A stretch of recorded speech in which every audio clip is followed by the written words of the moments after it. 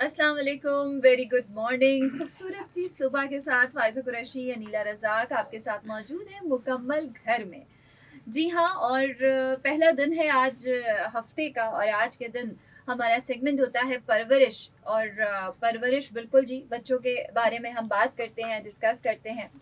और बहुत ज़रूरी है एक घर में जो बच्चों का एक किरदार होता है, जो उनका एक पार्ट होता है, वो बहुत ज़रूरी होता है और आजकल मुश्किल तरीन होता जा रहा है। हिना आदिल ओसावाला हमारे साथ मौजूद हैं, सर्टिफाइड एनएलपी हिप्नोसिस प्रैक्टिशनर हैं, ट्रेनर हैं, कोच हैं। आज हम बिहेवियर इश्यूज़ के ऊपर बात कर रहे हैं बच्चों के हवाले से। हिना, बिल्कुल हम इस बात में अभी भी मैंने जैसे कहा कि बच्चों के बिहेवियर्स जो हैं वो दिन ब दिन ख़राब होते जा रहे हैं, और किसी भी तरह वालिदैन जो हैं वो उनको सँभाल नहीं पा रहे हैं। वो कुछ भी कर लें, वो कोई भी एटीट्यूड शो कर दें, गुस्सा कर लें, प्यार कर लें, मोहब्बत कर लें, लेकिन बच्चों के बिहेवियर्स जो हैं वो बिगड़ते चले जा रहे हैं। अस्सलाम वालेकुम वरहमतुल्लाह। वालेकुम अस्सलाम। पहले हम जो बात करेंगे थोड़ी सी इस्लाह कर लेते हैं इस जी। जुमले में कि बच्चों के बिहेवियर नहीं बदलते जा रहे, वालिदैन वालिदैन के के अंदाज भी बदलते जा रहे। हुँ, तो बेसिकली हम इसको पहले देखते हैं कि बिहेवियर होता क्या है।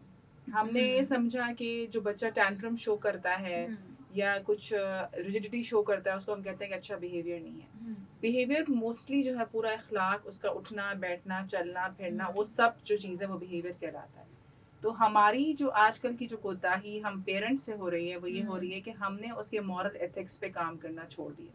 तो सही। जब वो चीज़ ही मेंटेन नहीं है तो फिर आगे जो है उसके बोलने के, उठने के, बैठने के सारी चीज़ें मुतासर हो रही हैं।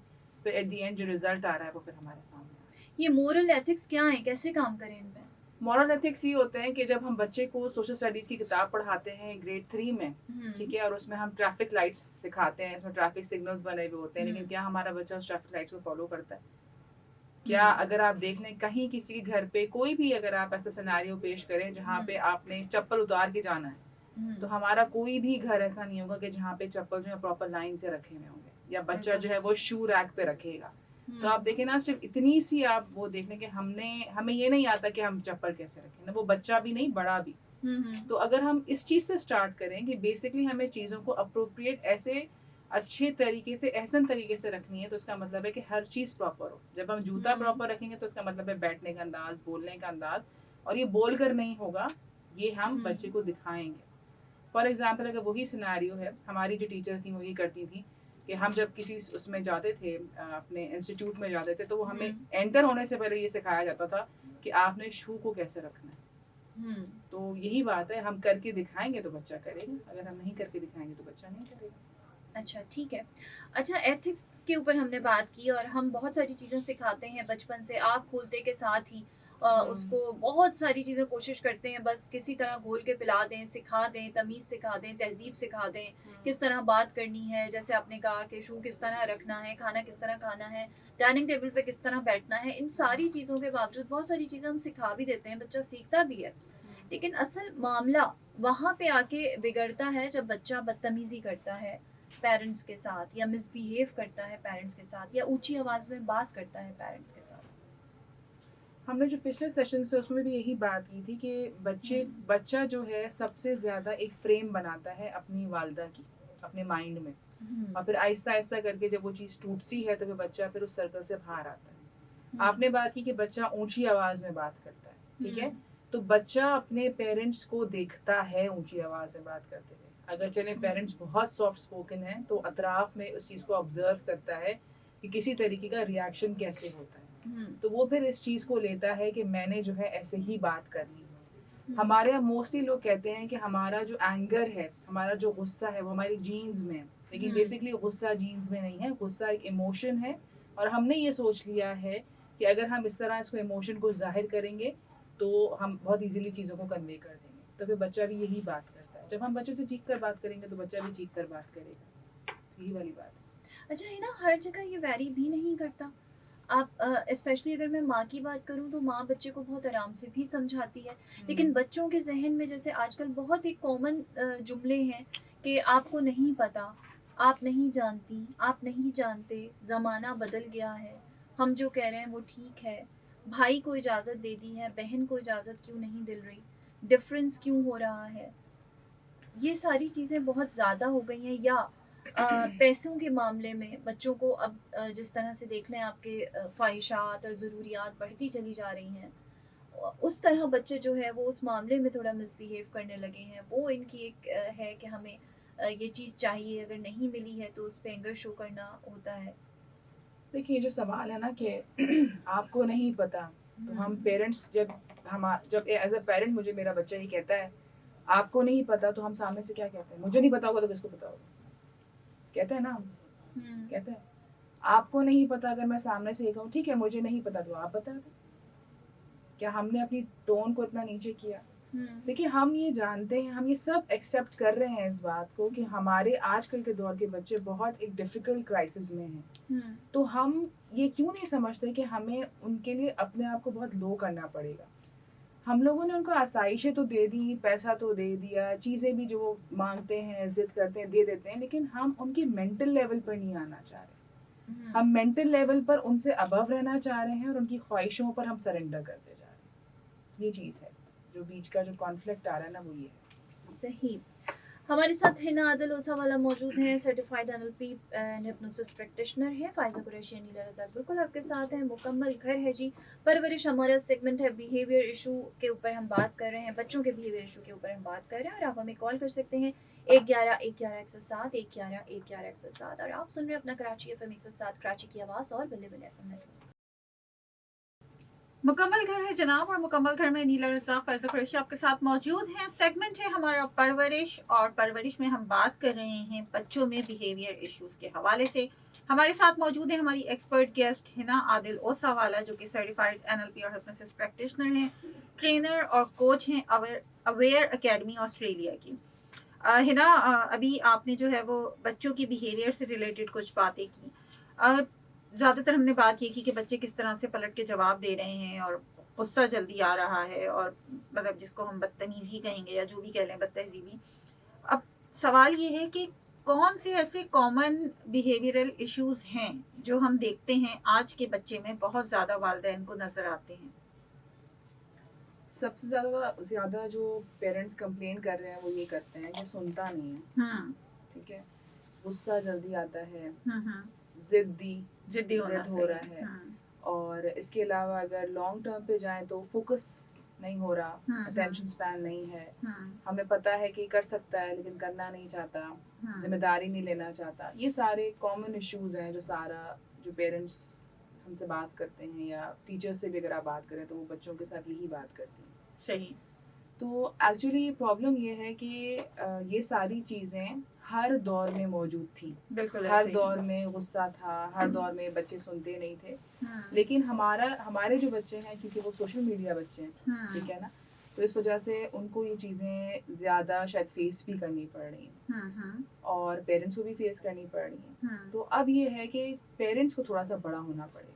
सही। जैसे हमने पहले बात की कि अगर बच्चा आपसे कह रहा है कि अगर आपको नहीं समझ आ रहा, आप नहीं समझ सकते, आपको क्या पता, आपको ये क्या करना है, तो आप बच्चे से कहें बेटा आप हमें बताएं। हुँ, हुँ, और जब वो बताए तो आप सुने, हम सही। सुनते नहीं हैं। बिल्कुल, हम ठीक एक है ना? अच्छे लिसनर बनने की हम बहुत अच्छे ज़रूरत है। लिसनर नहीं हैं, और बच्चा जिस चीज़ से गुजर रहा है एटलीस्ट आप सोचें तो सही कि वो किस चीज़ से गुजर रहा है, हुँ, कि वो क्यों ऐसे कह रहा है, उसका रीज़न क्या है। हमने क्या कहा, भाई फ़ोन मांग रहा है तो फ़ोन दे दिया, हुँ, पैसे चाहिए तो पैसे दे दिया, दोस्तों में जाना है तो दोस्तों में चला गया, दे दिया। हुँ, अब जो पहले बात हुई थी कि लड़की जो है कि अगर वो कह रही है कि मुझे ये नहीं करने देते या बेटे को करने देते हैं, तो हुँ, देखिए ये सेट रूल्स होते हैं। हुँ, ये हमारा माशरा, हमारा दीन इस चीज़ को सिखाता है कि लड़की ने क्या करना है और लड़के ने क्या करना है। ये सही। फिक्स रूल्स हैं जो कि हमें मानने हैं, हुँ, हुँ, चाहे हम जितना भी फेमिनिस्ट बन जाएं, लेकिन हम जानते हैं कि एक बच्ची को हम कैसे प्रोटेक्शन देते हैं और एक बेटे को हम कैसे प्रोटेक्शन देते हैं। बिल्कुल। तो वो चीज़ें हैं, वो फिक्स रूल्स हैं कि हुँ, आपको अच्छा लगे या आपको बुरा लगे, वो आपने मानना है। हुँ, आप ये चीज़ मान लें, हम बाकी चीज़ों को आपकी मान लेंगे। हुँ, तो ग्राउंड रूल्स आपको सेट करने हैं। बेटे सही, के लिए भी करना है, बेटी के लिए भी करना है, लड़के के लिए भी करना है, लड़की के लिए भी करना है। सही। अच्छा हिना, एक और बहुत कॉमन जो बिहेवियरल इश्यू है आजकल के बच्चों में स्पेशली जो बहुत ज़्यादा देखा जा रहा है वो उनके कॉम्प्लेक्सेस हैं।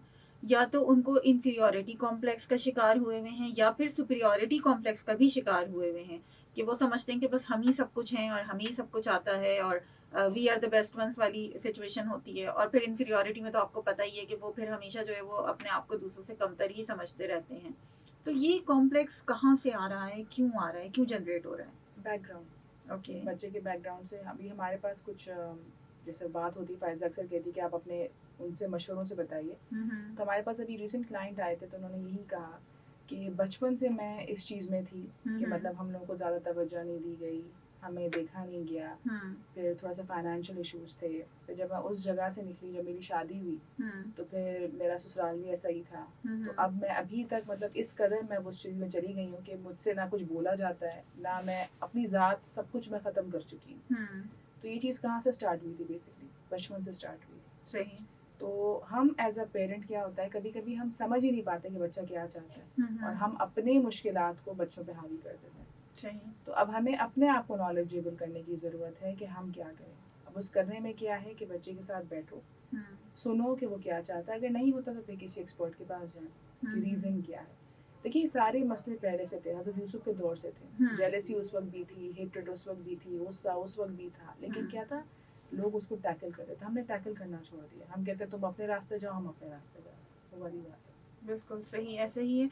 अच्छा हिना, अगर बच्चे के अंदर बिहेवियरल इश्यूज आ रहे हैं जो कि बहुत सारी डिफरेंट अलग बिहेवियरल डिसऑर्डर्स की तरफ भी फिर ले जाते हैं, जो हम आजकल बड़ा कॉमनली देख रहे हैं कि बच्चों के अंदर ADHD और ऑटिज्म और ये वाली सारी चीज़ें बहुत ज़्यादा कॉमनली आ रही हैं, तो ये किस तरीके से पता चलेगा कि मेरा बच्चा जो है बहुत शुरू स्टेज में कि बिहेवियरल इश्यूज जो है वो फेस कर रहा है? देखिए आजकल का जो टर्म है ना ADHD, ये तकरीबन स्कूल में 90% बच्चों को लगा दिया जाता है ADHD। क्यों लगाते हैं? क्योंकि वो बच्चे जो है हाइपर एक्टिव होते हैं, ठीक है, वो कहीं बैठ नहीं सकते। तो कैसे पता चलेगा? जैसे ही आपका बच्चा, पहले शुरू में जब आई टेस्टिंग होती थी तो नॉर्मली हम लोग आई टेस्ट नहीं करवाते थे। उस वक्त हम आई टेस्ट करवाते थे जब बच्चा बड़ा हो जाता था और उसके लिखने में उसको कोई प्रॉब्लम आता था तो हम कहते थे कि आई टेस्ट करा लें। अब स्कूल रिक्वायरमेंट क्या होती है कि जैसे ही बच्चा स्कूल में आ रहा है तो उसकी आई टेस्टिंग भी होती है, ठीक है। इसी तरीके से कि बिहेवियर की भी टेस्टिंग होती है। अगर आपको फील हो रहा है कि आपका बच्चा जो है बहुत ज़्यादा उसमें आ रहा है, हाइपर हो रहा है, कोई चीज़ समझ नहीं रहा, कोई चीज़ सुन नहीं रहा, एक्सट्रीम लेवल पे, फिर इसकी टेस्टिंग होती है। सही। फिर इसमें एनालिसिस होता है, साइको एनालिसिस होता है, उससे फिर आपको पता चलता है कि आपके बच्चे में क्या इशू है। लेकिन देखिए हर बच्चा ADHD नहीं होता। नहीं, हर बच्चा तो ऑब्वियसली नहीं होता है ना, लेकिन अक्सर ऐसा होता है कि पेरेंट्स इन चीजों को निगलेक्ट भी कर देते हैं, ये सोच के कि मानते ही नहीं है। बिल्कुल एक्सेप्ट नहीं करते। और कुछ लोग एक्सेप्ट नहीं करते और कुछ लोग मतलब ओवर एक्सेप्ट कर लेते हैं कि नहीं यही चीज़ है, यही चीज़ है। तो आप टेस्टिंग की तरफ जाएं, बहुत सारे इदारे हैं जो इस चीज़ की टेस्टिंग करते हैं, आपको इजीली पता चल जाएगा कि बच्चे में क्या इशू है। फिर उसी के हिसाब से फिर थेरेपीज होती हैं, तो फिर आप उस पर जाएं। जैसे आप सिर्फ स्पीच थेरेपी की आप बात ले रहे हैं, अगर हम किसी को कहते हैं कि आपके बच्चे को स्पीच थेरेपी की जरूरत है तो वो इसको इनकार कर देते हैं कि नहीं, हमारा बच्चा खुद ही सीख लेगा, खुद ही बड़ा होगा तो ठीक हो जाएगा। लेकिन ज़रूरत है तो फिर है, करना पड़ता है। बास बच्चों में लर्निंग डिलेज भी होते हैं और मतलब चलते देर से हैं, बोलते देर से हैं, इस तरह की बहुत सारी चीज़ें भी होती हैं। लेकिन अच्छी बात ये है कि आप जितना जल्दी उस चीज़ को जो है वो आइडेंटिफाई कर लें ताकि फिर उसका ट्रीटमेंट स्टार्ट किया जाए। अच्छा, एक और बिहेवियरल इश्यूज में एक इशू आता है, अभी हमने बहुत सारी चीज़ों का जिक्र किया है ना, वो है कि बुलिंग आजकल बहुत ज़्यादा कॉमन हो गई। वो भी साइबर बुलिंग भी, और वैसे आप फिजिकल देखें तो वो तो बिल्कुल मतलब आप स्कूल्स में देख लें, कॉलेजेस में देख लें, ऐसी रास्ता चलते आप देख लें बच्चों को, तो वो इतनी कॉमनली ये सारी फ्रेजेस इस तरह की यूज कर रहे होते हैं कि जो कि बुलिंग के ज़मरे में आती हैं। वो इस चीज़ को जो है वो बिल्कुल इग्नोर कर देते हैं, समझते भी नहीं है कि हम किसी को बुली कर रहे हैं या कोई हमारी वजह से जो है वो हर्ट हो रहा है। हम बुली जो बच्चे कर रहे हैं वो बेसिकली किस पे करता है? पेरेंट्स पे करता है ना ज्यादातर। हाँ, मोस्टली पेरेंट्स पे, जिसका वेट ज्यादा होता है या कोई बहुत ज्यादा स्किनी होता है तो उस पे होती है। तो क्या ये चीजें पहले से नहीं होती थी? बिल्कुल होती थी। हाँ, और जिसकी होती थी वो तो बड़े रिलैक्स अंदाज से इस चीज को वो करता था कि यार कुछ भी नहीं है, और उसको पता होता था कि हाँ यार कुछ भी नहीं है ना। लेकिन पता है आप मतलब मुझे नहीं पता कि रिलैक्स होना ये एक ऐसे चाइल्डहुड ट्रॉमास थे जो बहुत सारे लोगों के साथ अब तक अटैच हैं और वो अब तक उस फेस से नहीं निकल पाए, अब तक उनका कॉन्फिडेंस बहाल नहीं हो पाया इस बुलिंग के चक्कर में। देखिए जो बुली करता है और जिसकी बुली की जाती है, हमारे प्रोफेशन के हिसाब से उन दोनों को थेरेपी की जरूरत है। अच्छा, दोनों को जरूरत है? इसलिए जरूरत है कि जो बुली कर रहा है वो अपने आप को कुछ समझ रहा है, बिल्कुल, और जिसकी बुली की जा रही है उसका सेल्फ स्टीम लो हो रहा है, बिल्कुल ऐसे। ठीक है। तो दोनों को दोनों को मतलब उसकी थेरेपी की जरूरत है, काउंसलिंग की। बेसिकली अगर आप उसको कहें, दोनों को काउंसलिंग की जरूरत है। जो बच्चा बुली कर रहा होता है बेसिकली वो खुद भी बुली हो रहा होता है, जिसका इम्पैक्ट वो दूसरों की बुली करके निकालता है। ओके। ठीक है, जरूरी नहीं कि उसको कोई बंदा बुली कर रहा, हो सकता है कि उसकी फैमिली या उसके वो भी किसी ट्रॉमा में गुजर रहा है और उस ट्रॉमा में अपने आप को मैचो मैन बनाने के लिए वो दूसरों की बुली कर रहा है, या फिर अपने आप को फेम में लाने के लिए, अब लाइमलाइट में लाने के लिए वो बच्चा ऐसी हरकत कर रहा है। तो बेसिकली वो दोनों बच्चे जो है वो उनको ज़रूरत है कि उनकी जो है काउंसलिंग की जाए।